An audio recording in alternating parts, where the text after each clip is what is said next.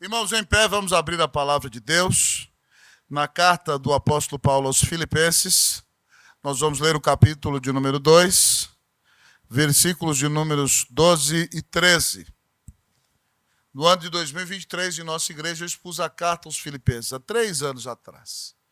E hoje Deus trouxe ao meu coração estes 2 versículos para compartilhar com a igreja. Foi de manhã, o auditório, na sua maioria, era outro, mas que bom que nós podemos ouvir novamente a palavra de Deus. Filipenses 2, 12 e 13. Vamos ler a palavra do Senhor. Assim diz a palavra do nosso Deus.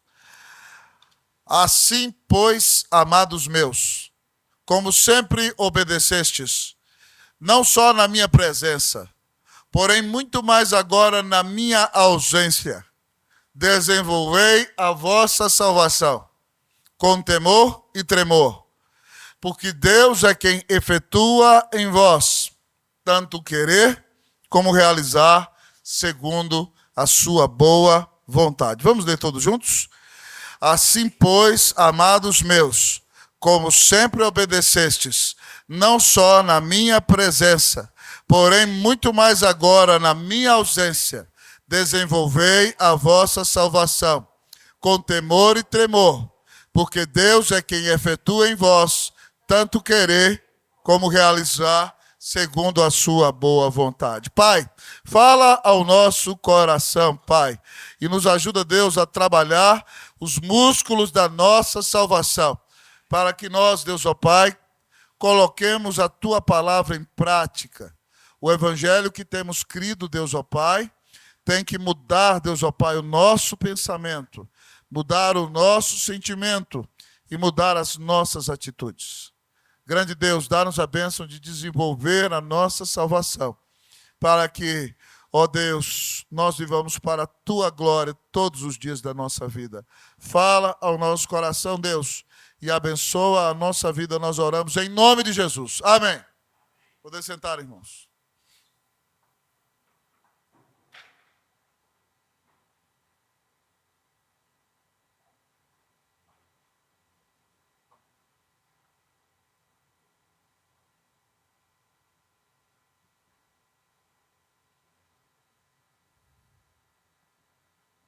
Eu quero ser um pastor que se pareça com Jesus.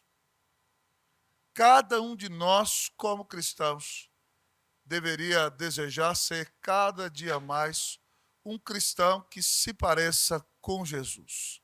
E Paulo acaba de falar nessa carta sobre a humilhação e a exaltação de Cristo Jesus. É importante que você se lembre que Paulo está preso em Roma quando escreve a carta aos Filipos. A igreja de Filipos está numa cidade romana em que os cristãos não fazem parte da elite, eles são perseguidos por serem cristãos. É uma igreja pobre financeiramente, numa cidade rica, eminentemente romana. E além disso, há um problema de divisão no meio da igreja. E no meio das lutas que a igreja de Filipos tem, o apóstolo Paulo escreve, repetindo 16 vezes, a palavra alegrai-vos, para que a igreja de Filipos se alegrasse na presença do Senhor. Mas ele chama esta igreja a viver em unidade, quando conclama as irmãs Evódia e Sintique a se arrependerem da contenda que haviam começado na igreja, para que elas restaurassem a sua unidade na fé, como apoiaram o apóstolo Paulo nos primeiros dias da plantação da igreja. E para que isso acontecesse, ele desafiou a igreja a ser uma igreja que se pareça com Jesus. Diácono Jason leu na nossa confissão que eles deveriam ter neles mesmos o exemplo de Jesus. Eles deveriam seguir o exemplo do Senhor Jesus. Isso significa que eles deveriam renunciar a si mesmos, ser humildes e esperar a honra e exaltação do Senhor. Depois de nos ensinar, então, a renunciar à nossa própria glória e nos humilharmos e, se necessário for, obedecer até a morte, morte de cruz, e esperar a exaltação de Deus na nossa vida na hora certa, o apóstolo Paulo, agora, por intermédio do nosso texto, vai nos ensinar, amados irmãos, como desenvolver a nossa salvação. E é importante que você entenda aqui nesse texto que o apóstolo Paulo não nos manda alcançar a nossa salvação. Ele não diz, vai alcançar a sua salvação. Não, porque você já foi salvo pela graça. Você não pode alcançar a sua salvação. Certo? Ele nos manda fazer o seguinte, do mesmo jeito que você não gerou o seu corpo, mas você precisa cuidar dele, muitas vezes pela malhação e pelo exercício físico, você também não gerou a sua salvação. Mas você precisa cuidar dela por meio da malhação dos seus músculos espirituais. E é isso que o apóstolo está falando aqui. Desenvolva a sua salvação. A sua salvação foi um presente, é de graça, mas você precisa cuidar dela. Você precisa malhar a sua salvação para que você cresça espiritualmente e se torne uma bênção preciosa nas mãos de Cristo Jesus. O imperativo do texto é claro, desenvolva a tua salvação. Mas como desenvolver a nossa salvação, irmãos? O apóstolo Paulo começa dizendo com coerência. Como desenvolver a nossa salvação? Com coerência. Ele diz no versículo 12, assim, pois, amados meus, como sempre obedecestes, não só na minha presença, porém, muito mais agora, na minha ausência, desenvolvei a vossa salvação. É impressionante que Paulo, mais uma vez, trata a igreja com muito amor. Ele começa dizendo, assim, pois, amados meus. Ele está falando com seus irmãos em Cristo, com aqueles que foram comprados pelo sangue de Jesus. Ele não vira para eles, apesar dos seus pecados, e diz, bando de vagabundos. Ele não fala assim, seus crentes sem vergonhas. Ele não fala assim, seus cachorros. Ele não fala assim. Ele fala, amados meus. Ele trata os seus irmãos com amor. E aí, então, ele vai dar testemunho de que, enquanto ele esteve entre eles, eles sempre foram boas ovelhas. Ele diz aqui, assim, pois, amados meus, como sempre obedecestes. Vocês sempre foram boas ovelhas, obedeceram a pregação, a palavra do Senhor. E outra coisa, ele diz, vocês foram coerentes, vocês obedeceram não só na minha presença, diz aqui. Né? Então, aqui ele fala que eles tinham constância em fazê-lo. Irmãos, é muito mais fácil obedecer na presença de quem nós respeitamos. Se nós estamos diante de alguém que nós respeitamos, nós não vamos falar certas coisas que nós falaríamos se nós não estivéssemos na presença daquelas pessoas. Até brincadeiras que você faz no meio de alguns amigos que são da sua idade, da sua faixa etária, do seu trabalho, que às vezes na presença do pastor você não tem coragem de fazer, na presença dos presbíteros, ou do seu avô, da sua avó, você não faz. Porque você respeita aquelas pessoas. Então, meu querido amigo e irmão, a palavra de Deus aqui é clara ao nos ensinar que nós devemos viver uma vida piedosa. Para desenvolver a nossa salvação, nós temos que ser constantes na nossa obediência. Mas Paulo insta aqueles irmãos a crescer em coerência. Ele diz assim, pois, amados meus, como sempre obedecestes, não só na minha presença, mas ele diz, porém, muito mais agora na minha ausência. Falei, se eu estava aí, pastoreando vocês, pregando a palavra de Deus, animando vocês na caminhada cristã, e vocês obedeceram, mesmo depois quando eu saí, mas agora que eu estou longe, agora que vocês têm que revelar que a mensagem que vocês ouviram transformou mesmo a vida de vocês. E ela vai dar fruto muito mais agora na minha ausência, porque vocês vão dar testemunho de que vocês não estavam honrando somente ao Paulo, mas vocês foram transformados pelo Evangelho de Jesus. Muito mais agora, na minha ausência, desenvolvei a vossa salvação. Paulo está dizendo, amados irmãos, que se nós queremos desenvolver a nossa salvação, nós devemos ter coerência. Quando estamos, irmãos, longe de casa, da igreja, dos freios naturais que nos protegem, nós devemos estar mais atentos em guardar a nossa salvação. Às vezes é mais fácil ser crente na presença de quem nós respeitamos. Irmãos, algumas vezes eu tenho tido a oportunidade de pregar nos Estados Unidos e em outros países. E um fenômeno que sempre ocorre, muitas vezes ocorre, é que pessoas que aqui no Brasil, no interior, eram crentes, aparentemente crentes, iam para a igreja, num lugar onde elas estavam cercadas pela sua família, onde elas tinham que obedecer, inclusive para serem aceitas socialmente. Elas viviam de maneira tranquila, mas de repente elas saem do seio da sua família e vão para um outro país. E agora num lugar onde elas precisam trabalhar muito para poder ganhar dinheiro. E daqui a pouco elas param de ir à igreja. E elas param de orar, elas param de ler a Bíblia, e daqui a pouco o cidadão está lá nos Estados Unidos trabalhando, deixou a mulher aqui no Brasil, e ele se envolve com outra pessoa, traz esposa, abandona a igreja, abandona a fé, mete o pé na jaca e esquece de tudo que aprendeu. Então essa pessoa revela que o coração dela não era totalmente de Cristo Jesus. Ela só obedecia porque isso fazia dela uma pessoa socialmente aceitável. Lhe era conveniente obedecer. Mas quando todos os freios foram tirados, o coração daquela pessoa foi revelado. Ela nunca foi crente. Alguns anos atrás eu li um livro maravilhoso do reverendo Augusto Nicodemos Lopes, no ano 2023.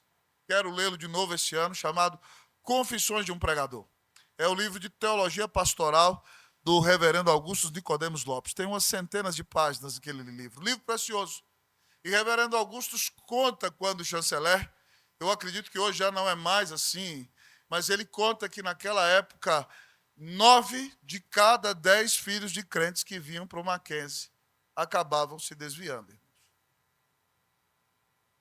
E ele narra isso com muita tristeza. Meninos que vinham jovens no interior, chegavam aqui, naquela época não tinham tanta assistência como tem hoje, e eles se envolviam com a universidade, eram abalados, atacados em sua fé por muitos de seus professores, e mesmo aqui numa escola confessional, eles se desviavam de sua fé e se envolviam com o mundo e se afastavam do Senhor.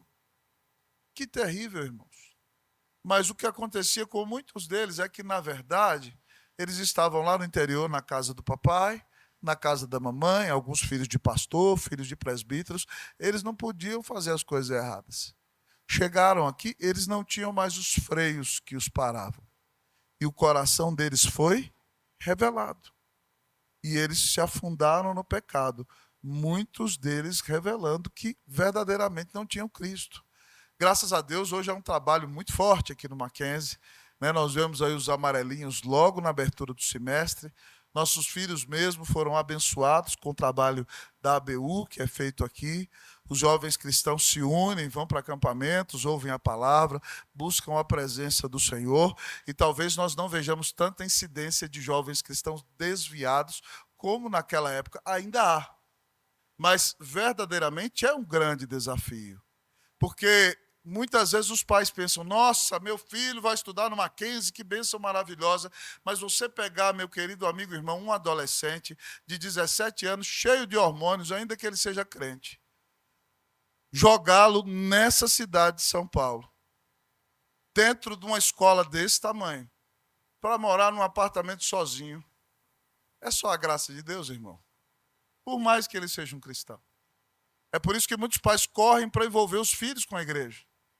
Porque eles têm que ser pastoreados, têm que se envolver com a igreja que prega a palavra. E eu louvo a Deus porque nossa igreja unida hoje tem sido um lugar de recepção de muitos jovens. Alguns deles estão aqui nessa noite. Não todos, filhos de pastor, filhos de presbíteros que vieram do interior, uniram com outros jovens aqui, se tornaram família e estão sendo pastoreados por nós e cuidados pela igreja e eles mesmos cuidando uns dos outros. E isso os tem guardado na fé. Mas é uma luta muito grande. Muitas vezes os pais não entendem que fazem seus filhos correr perigo muito grande, soltando-os numa cidade e numa realidade como essa. É um grande desafio. Mas nós temos que orar e abençoá-los nesse processo de formação, clamando a Deus para que eles continuem sendo crentes e verdadeiramente coerentes nesse momento difícil da sua vida. Então, meu querido amigo e irmão, nós temos que ter a nossa consciência para desenvolver a nossa salvação, de que toda a nossa vida é vivida diante da face de Deus. Como diziam os nossos reformadores, a nossa vida é coram Deo, ela está coram Deo é na cara de Deus. Essa expressão, amado irmão, significa que a cara de Deus está aqui, ó, conosco. A gente está aqui cantando e a cara de Deus está aqui diante de nós. E de repente, a gente está andando de bicicleta na rua e a cara de Deus está nos observando. E você está na academia malhando e a cara de Deus está ali olhando para você. Você está assistindo uma série na TV, a cara de Deus está ali com você. Você está ali no seu computador fazendo um trabalho diante da cara de Deus. Você está no seu celular e a face de Deus está ali o tempo todo. Você não pode se esconder do Senhor. Então, se você tem a consciência de que está diante da face de Deus, você tem que buscar viver para a glória do Deus que te amou o tempo todo. Porque Ele te amou e deu Jesus na cruz para te salvar. É por isso, irmão, que nossa obediência deve ser sempre uma expressão de gratidão ao Senhor, não por causa de homens, ainda que respeitados, pois foi Jesus quem morreu na cruz para nos salvar.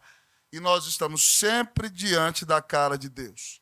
Nossa vida, irmão, tem que ser culto o tempo todo, porque o Senhor é o nosso primeiro auditório.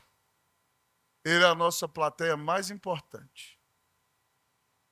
Nós estamos vivendo ou não estamos vivendo para a glória dele?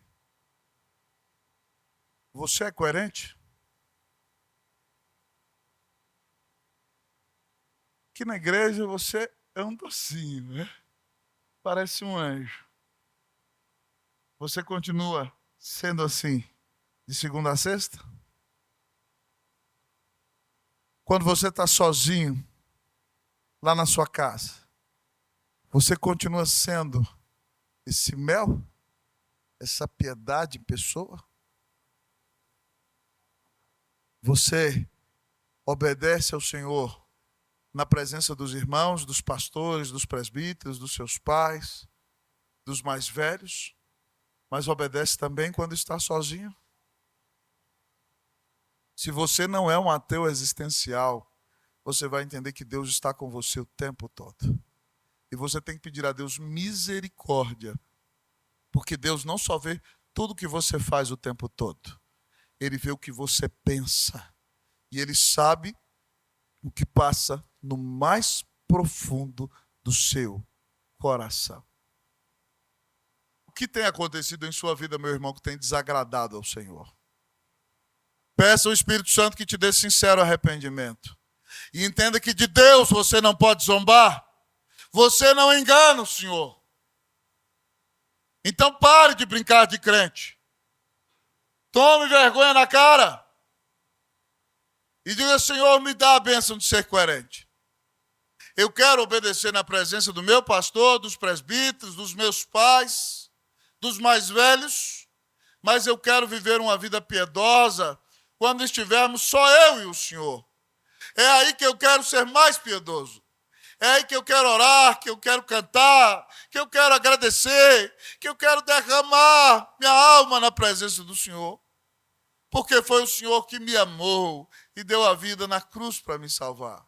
Se você, meu querido irmão, quer desenvolver os músculos da sua salvação, você precisa ser coerente e entender que toda a sua vida é vivida diante da face de Deus. Como desenvolver a nossa salvação? Com coerência. Desenvolva a sua salvação. Vá para a academia espiritual. Não perca nem um dia. Pastor, como desenvolver a minha salvação? Em segundo lugar, o nosso texto nos diz com reverência. Como desenvolver a sua salvação? Primeiro, com coerência. Em segundo lugar, com reverência. O nosso texto nos diz, ainda no versículo 12. Vamos ler todos comigo, versículo 12? Assim, pois, amados meus, como sempre obedecestes, não só na minha presença, porém muito mais agora na minha ausência, desenvolvei a salvação Esse finalzinho, vamos lá todos juntos? Desenvolvei a vossa salvação com temor e tremor.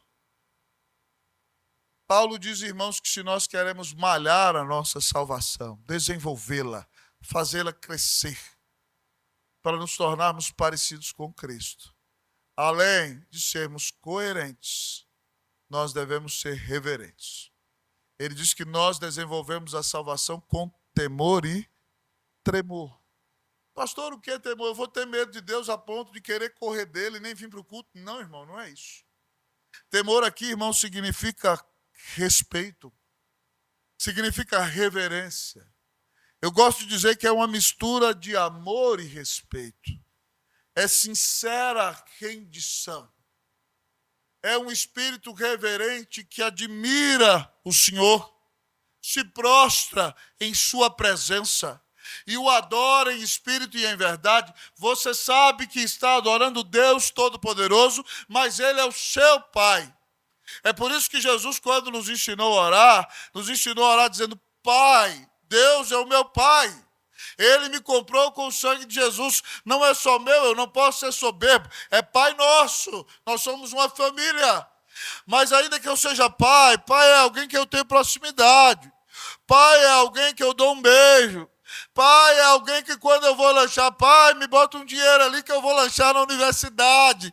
E o pai vai me dar o dinheiro para lanchar na universidade, porque meu pai não vai me deixar com fome. Mas além de ser meu pai, ele está nos céus. Ele é o mais alto de todos. Pai nosso que estás nos céus. Ele não é qualquer um. Ele é a maior autoridade do universo. Ele é o Deus Todo-Poderoso. Então eu tenho que reverenciá-lo e respeitá-lo mais do que qualquer autoridade do universo. Eu tenho que temer estar diante dele mais do que estar na presença do presidente Trump. Ou do que qualquer autoridade desse mundo, os presidentes das maiores nações desse mundo, ou Trump, ou Xi Jinping, qualquer um. Você tem que temer ao Senhor porque Ele é a maior autoridade do universo. Então, temor é respeito, reverência, mesclado com amor e sincera admiração. Paulo diz que nós devemos desenvolver a salvação com santo temor.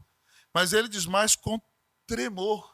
Tremor, amado irmão, significa que eu levo tão a sério a santidade de Deus, que eu reconheço tanto o seu poder, a sua soberania, a sua glória, a sua majestade, e reconheço, como diz Tiago, que nele não há sombra de variação nem mudança alguma. Ele é o Deus imutável, ele é o Deus santo, santo, santo, que estando diante dele eu o amo, mas eu tremo diante da sua glória e da sua presença. Eu temo, querido amigo irmão, eu me humilho, eu o adoro, eu amo, mas eu tremo porque eu sei que Ele é o Deus Todo-Poderoso. Amado irmão, quem conhece a Deus de verdade, teme e treme em sua presença. Você se lembra, naquele ano da morte do rei Uzias, quando Isaías foi orar no templo, o que aconteceu? Ele foi orar no templo, aquele ano é um ano difícil para o povo de Deus. Morreu o rei Uzias, 52 anos reinando em Jerusalém. Um dos maiores reis da história do povo de Deus. O povo estava com medo do que ia acontecer. A Síria é uma grande potência, pode invadir Israel. E naquele momento Isaías, um jovem professor, talvez da Universidade de Jerusalém, naquela época, foi orar no templo pedindo a direção de Deus para a sua vida. E ele diz, no ano da morte do rei Uzias, eu vi o Senhor assentado sobre um alto e sublime trono, lá nos céus. E as abas das suas vestes desciam nos céus e enchiam o templo aqui na terra. As vestes de Deus encheram todo o templo de Jerusalém. Os anjos serafins, aqueles que ardem em fogo e chama, estavam por cima dele no trono. E eles ardendo em fogo ali, a palavra de Deus diz que eles tinham 6 asas, e eles tinham tanto temor, os anjos que não têm pecado, que com 2 asas eles cobriam o rosto para não ver a glória do Senhor, com 2 cobriam os pés com reverência, com outras 2 voavam. E cantavam em vozes uns para os outros, dizendo, Santo, Santo, Santo é o Senhor dos exércitos, o Deus que governa os exércitos celestiais e angelicais. Toda a terra está cheia da sua glória. Enquanto eles cantavam sobre a santidade e a glória de Deus, as bases do limiar do templo tremeram, houve um terremoto, a voz do anjo que clamava, Isaías ficou perplexo diante daquela manifestação gloriosa. Ele gritou: ai de mim! Eu estou perdido, eu vou morrer! Eu sou homem de lábios impuros, habito no meio do povo de puros lábios, sou pecador, moro no meio do povo pecador, meus olhos viram o rei, o Senhor dos exércitos, eu estou perdido! Isaías tremeu, irmão, na presença de Deus. Nosso Deus mandou o anjo descer do céu, com uma grande tesoura, um atenaço, tornou a brasa do altar, que tinha sido molhada com sangue do sacrifício, tocou os lábios de Isaías, que simbolizam o seu coração, disse: a tua iniquidade foi tirada, perdoado o teu pecado, ele foi lavado com o sangue de Cristo. Mas diante da presença de Deus, ele temeu e tremeu, porque Deus é santo e nós somos pecadores. Nós devemos ter, amados irmãos, intimidade e proximidade com o Senhor. Mas Deus não é nosso igual. Ele é nosso Pai. Nós devemos reverenciá-lo.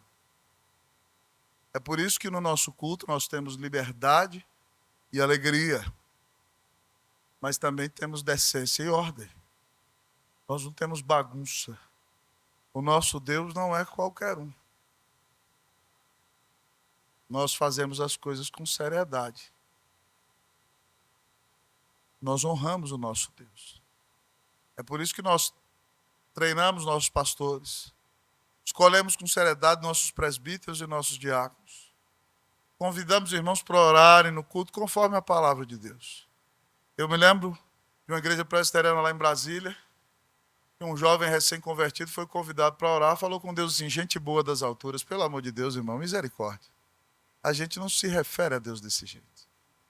Deus é nosso Pai, que está nos céus. Nós temos que nos humilhar em sua presença, temê-lo, amá-lo, honrá-lo, reverenciá-lo e respeitá-lo. Há uma frase do reverendo John Knox, pai do presbiterianismo, aquele homem que orava 3, 4 horas todos os dias, aquele grande pregador que do seu púlpito confrontava os pecados da rainha Mary Stuart, dizendo com a rainha no templo que a Escócia estava perdida porque a rainha estava se prostituindo. Uma mulher galante que namorava muitos homens naquela época, e ele dizia: a rainha está se prostituindo, a rainha tentou seduzi-lo e ele não fez caso dela. Ele era um profeta de Deus daquela nação. E a própria rainha dizia, a rainha que vivia em guerra com sua prima Isabel, rainha da Inglaterra, dizia que tinha mais medo das orações de John Knox do que de todo o exército da Inglaterra. Aquele homem que orava dizendo: Senhor, dá-me a Escócia para Jesus, senão eu morro. Certa vez John Knox disse: eu nunca tive medo do diabo, mas eu tremo todas as vezes que eu tenho de subir ao púlpito. Eu nunca tive medo do diabo, mas eu tremo todas as vezes que eu tenho de subir ao púlpito. Isso é consciência de quem Deus é, irmão. Quando nós estamos aqui, nós estamos falando em nome de Deus. E isso é muito sério, porque de Deus nós não podemos zombar. Alguns anos atrás, eu li o Salmo 119:4, que diz: tu ordenaste todos os teus mandamentos para que os cumpramos à risca. Talvez você me diga: meu pastor, ninguém é capaz. É verdade, ninguém pode cumprir os mandamentos à risca, mas Deus ordenou os mandamentos para que nós os cumpramos à risca. É por isso, irmãos, que Deus mandou Jesus. Mas depois de salvos, o padrão não diminuiu. Nós somos salvos pela graça, não é pelos nossos méritos. Nós não podíamos nos salvar. Foi Jesus quem nos salvou. Mas depois de salvos, agora nós não podemos viver de qualquer jeito. Ah, fui salvo, agora eu vou cair na gandaia. Não, irmão, para com isso. Não. Eu sou salvo. Eu fui salvo estando na lama, agora eu fui tirado da lama. Show, lama da minha vida. Eu vou viver para a glória de Deus. Deus continua ordenando os mandamentos para que os cumpramos à risca. E agora, já tendo sido salvos, o padrão continua, para que nós vivamos em santidade, com santo temor e tremor. Que Deus nos dê a bênção, irmãos, de amá-lo de verdade. Amém? E reverenciá-lo com todo o nosso coração. Deus não é moleque. Deus não é seu igual. Você não zomba de Deus. A igreja brasileira padece de um terrível pecado de falta de temor de Deus. E é por isso que você vê as coisas mais esdrúxulas acontecendo no meio do evangelicalismo brasileiro. Porque a igreja deixou de apreciar a majestade, a santidade, a grandeza e a glória do Senhor. Que nesta igreja nós temamos a Deus. Amém, meus irmãos? Que nós o reverenciemos, que nós não nos esqueçamos que Ele é a maior autoridade do universo. Ele mandou o seu Filho para nos salvar. Mas agora nós não nos pertencemos mais. Agora você tem que viver para a glória de Deus. Você tem que olhar no espelho e dizer: ei, você já não se pertence mais. Agora você pertence a Cristo Jesus. Viva para a glória de Deus. Como desenvolver a nossa salvação? Com coerência. Segundo lugar, com reverência. E aí? Como está a sua malhação espiritual? Yes, pastor. Estou malhando todo dia. Louvado seja Deus, né? Cedo, de tarde, de noite. O bom é que essa malhação não tem contraindicação. Louvado seja Deus. Na malhação espiritual, você malha e não fica cansado. Louvado seja Deus. Você malha e fica mais abençoado. Toda a honra e glória seja dada ao nome do Senhor. Você tem desenvolvido a sua salvação. Como desenvolver a salvação, irmão? Primeiro, com coerência. Segundo, com? Como desenvolver a nossa salvação? Em último lugar, com dependência. Como desenvolver a nossa salvação? Com dependência. Versículo 13. Porque Deus é quem efetua em vós tanto querer como realizar, segundo a sua boa vontade. Vamos comigo todos? Vamos lá? Porque Deus é quem efetua em vós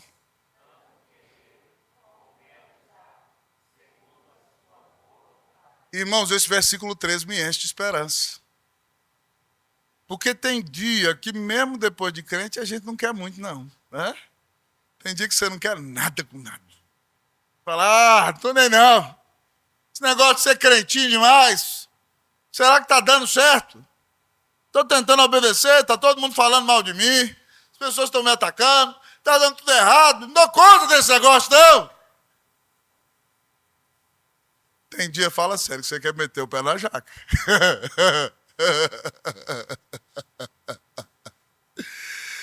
Tem dia que você fala, pastor, eu não dou conta. E aí você lança a mão daquela pergunta, daquele programa intelectual que você assiste desde menino. E agora, quem poderá nos ajudar?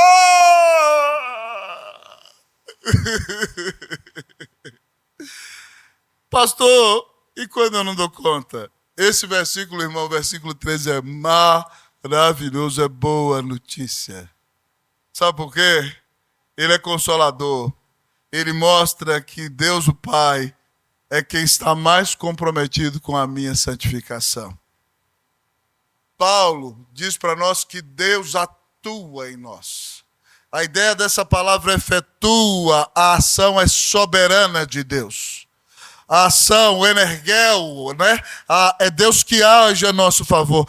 Deus é quem atua em nós, porque Deus é quem efetua em vós. Irmãos, mesmo tendo sido salvos soberanamente pela graça, quem age em nós para que nós cresçamos em santificação é o Espírito Santo do Senhor. Louvado seja Deus! É Deus quem age em nós, irmão. Não dependemos de nós nem para crescer em santificação. Deus atua em nós. E o que ele faz em nós, pastor? Ah, pastor, ele bota em nós a vontade. É nós que vamos fazer a nossa parte. Tem muita gente que diz, como tem aquele versículo lá na Bíblia, faz a tua parte que eu te ajudarei. Só se for na sua, miserável, porque na minha não tem isso não. Conversa afiada, viu? E muito tá amarrado, né, irmão? Misericórdia, Isso aí não está na Bíblia, não. Que é isso? Isso aí... E tem gente que acha que está. Eu dou aquele versículo, faz a tua parte que eu te ajudarei. Misericórdia, né, velho? Não tem isso lugar nenhum, não. Aqui o texto diz, Deus efetua em nós não só o querer, Ele coloca em nós a vontade, mas Ele nos move a fazer. Deus é quem efetua em vós tanto querer como realizar. O Senhor coloca em mim o desejo de obedecê-lo, de ser piedoso, e me leva a fazê-lo. Louvado seja Deus. Se você tem desejo de ser crente, se você tem desejo de orar, de ler a Bíblia, de jejuar, de fugir do pecado, de se consagrar, de usar seus dons e talentos, é o Espírito Santo que age em você. Deus que efetuou, Deus está agindo na sua vida, irmão, não é você não. É Ele quem colocou em você o desejo de buscá-lo, de buscar o avivamento, de ser crente, de ser usado. E quem tirou você do seu marasmo, da sua letargia, da sua frieza espiritual, foi o Senhor. É por isso que toda a glória é dEle. Porque se dependesse de você, você não faria nada. Se você está estudando a Bíblia, está discipulando alguém, está pregando o Evangelho, está orando, está discipulando, é Deus quem está atuando em você. Ele colocou o desejo do seu coração, Ele está te movendo a fazer isso. Dê toda a glória a Ele. E o texto diz, amados irmãos, ainda, que Ele faz isso segundo a sua boa vontade. Sabe o que significa isso? Que Deus gosta de fazer isso. Usando a linguagem jovem da minha época, Deus jovem não fala assim, né? Que massa! Deus gosta de me abençoar, Jazô. Segundo a sua boa vontade, Ele gosta. Obrigado, Senhor. Que bom saber que o Senhor tem prazer em me abençoar. Segundo a sua boa vontade, Ele se alegra. Ele se regozija, Ele se glorifica ao realizar a santificação em nossa vida. Aleluia, irmão! Deus tem prazer em nos aproximar dEle, em operar o arrependimento em nosso coração, em nos trazer de volta para a oração, em mudar a nossa vida, em nos fazer mais parecidos com Jesus, em nos usar com os dons que Ele nos deu, em nos encher da sua presença, em nos dar quebrantamento espiritual. Louvado seja Deus, isso é segurança para nós, irmão. John Piper diz que Deus é mais glorificado em nós quando nós nos deleitamos mais nele. Porque Deus, amados irmãos, se deleita em se glorificar ao agir em nosso coração, ao nos atrair para Ele e nos moldar, amados irmãos, à vontade dEle. É por isso, irmãos, que quando o texto fala para sermos cheios do Espírito Santo, lá em Efésios 5,18, o verbo está na voz passiva. Significa que nós devemos depender de Deus. Paulo diz, e não vos embriagueis com o vinho no qual há dissolução, mas enchei-vos do Espírito. Talvez a melhor tradução do grego seria sede cheios do Espírito. O verbo está no imperativo, nós temos que obedecer. Você não se embriaga, você não mete o pé na jaca, você não é dominado pelo álcool, porque quando você bebe o álcool, ele cai na sua corrente sanguínea e você perde o controle e há dissolução. Você fica ébrio, dissolução, você se corrompe, você se deteriora, você é envergonhado. Não vos embriagueis com vinho, porque há destruição, mas enchei-vos do Espírito. Encha-se do Espírito. É uma ordem, imperativo, o verbo, mas ele é passivo no grego. Por isso a melhor tradução seria seja cheio. Talvez é mais ou menos assim, irmão, eu podia traduzir, nós somos o vaso e o Espírito vem derramar sobre nós. Então a gente só embora um pouquinho, né? Usei a palavra da minha avó, emborca, né? A gente dá uma viradinha assim um pouquinho, mas quem derrama o Espírito é dele. Quem nos enche é o Senhor. E aí a Bíblia diz que nós vamos ser cheios do Espírito, falando entre vós com salmos, entoando e louvando de coração o Senhor, com hinos e cânticos espirituais, dando sempre graças por tudo a nosso Deus e Pai, em nome de nosso Senhor Jesus Cristo. Então, meu irmão, você é cheio do Espírito quando vive uma vida de adoração. Você é cheio do Espírito quando vive uma vida de gratidão. Você é cheio do Espírito quando vive uma vida de obediência. Dependa do Senhor. Diga para o Senhor, eu não posso fazer nada sem o Senhor. Um dos versículos que eu mais gosto do Evangelho de João é João 15:5. Jesus diz assim, eu sou a videira, vocês os ramos. Todo aquele que estiver ligado em mim e eu nele, esse dá muito fruto. Porque sem mim nada podeis fazer. A videira, amado irmão, tem a raiz ligada no solo. Jesus disse, eu sou a videira verdadeira, meu pai é agricultor. A videira, irmão, ela tem a vida no caule. Se você corta o galho e joga no chão, ele fica verde num primeiro momento, mas daqui a pouco ele seca, porque ele não tem vida em si mesmo. A vida vem do tronco. Ontem eu orava com o pastor Camargo, eu falei isso, falei, Jesus, a vida é o Senhor, nós somos o galho, se cortar o galho, a gente fica verdinho ali só um pouquinho, mas depois a gente seca, Senhor. Eu preciso estar ligado no Senhor. Sem o Senhor, eu não vou dar fruto, eu vou morrer. Você precisa estar ligado no Senhor, coladinho nele. Você só vai dar fruto, só vai ser uma bênção, se você depender de Jesus. Você precisa falar com ele todos os dias. Você precisa derramar seu coração diante dele. Você precisa fazer dele o seu melhor amigo. Você precisa contar os seus segredos para ele. Você precisa abrir o seu coração com ele. Você precisa passar tempo na presença do Senhor. O Senhor é o seu melhor amigo. Você tem que contar tudo para ele, os mínimos detalhes. Você pode conversar com o Senhor. Senhor, hoje eu tive uma dor de cabeça, Senhor. Hoje, Senhor, fulano pisou no meu sapato. Senhor, estou com uma tentação violenta. Me ajuda, me dá força para vencer. O Senhor morreu na cruz por mim. Senhor, estou quebrado, Senhor. Me dá uma força aí. Estou precisando arrumar um emprego. Senhor, se o Senhor não arrumar um emprego, a coisa se complica do meu lado. Tem misericórdia de mim. Senhor, estou sonhando, Deus, ó Pai. Preciso de uma esposa, do esposo. Me ajuda, meu Deus. Quero casar, Senhor. Tem misericórdia de mim, Senhor. Me ajuda. Tem que falar com o Senhor, filho. Você tem que conversar com o Senhor, ter um relacionamento vivo e pessoal com Ele. É quando você depende do Senhor, irmão, que você cresce espiritualmente e a sua vida é transformada. Irmãos, eu fui impactado alguns anos atrás, quando eu li a biografia do Dr. R.C. Sproul Jr., que é considerado um dos maiores teólogos presbiterianos do século XX. Ele conta de um determinado momento, quando ele estava no Calvin College, eu já contei essa história aqui na igreja, lá na Pensilvânia, e no Westminster College, estudando ali. A capela do Westminster College parece muito com o templo da Unida. Eu procurei na internet, bonita. Estilo neogótico, assim, estilo clássico. E Sproul já tinha sido convertido no primeiro ano da faculdade. Ele fez letras, depois filosofia. E ali, quando está para formar na faculdade, num determinado ano, ele é um dos maiores teólogos presbiterianos dessa época, influenciou os nossos maiores teólogos da IPB.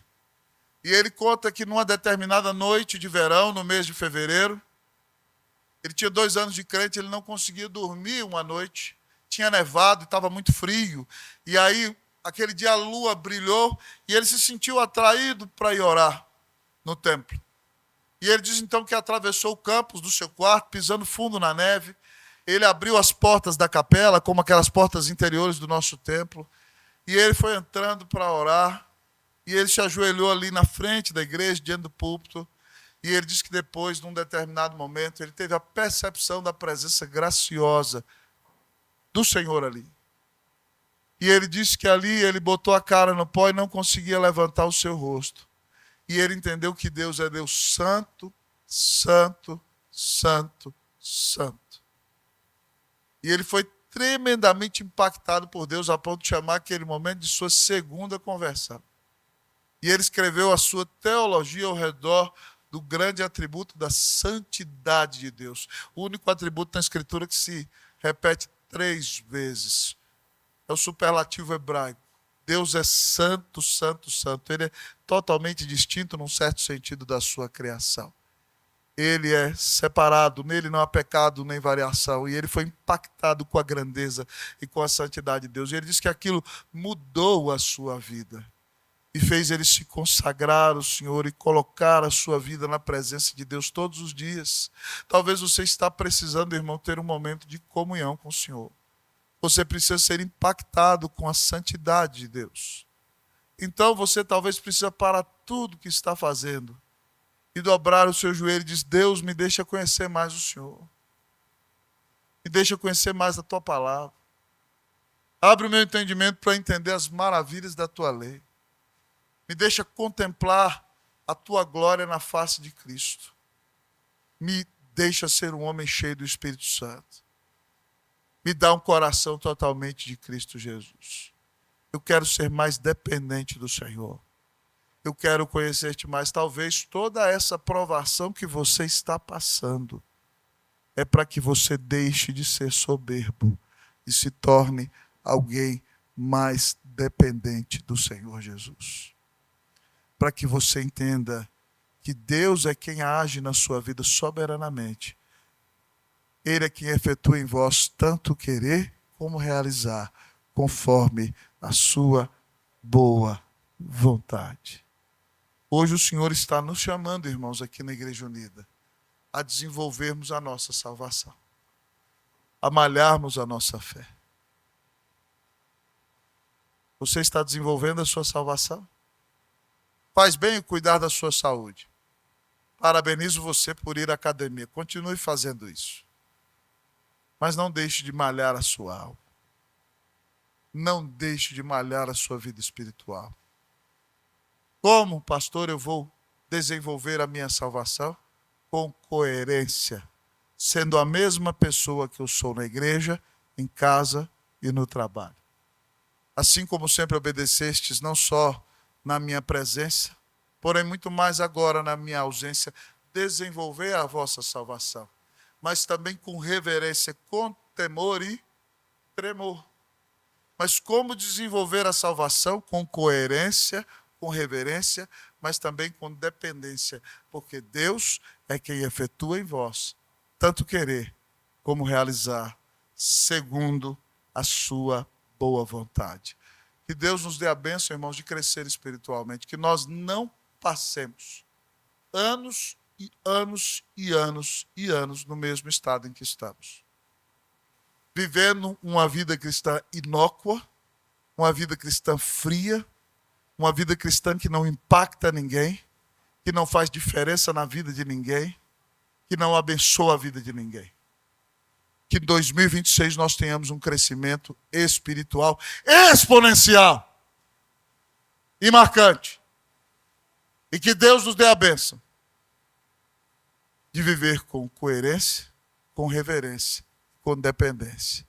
Porque Ele nos amou e deu Cristo na cruz para nos salvar.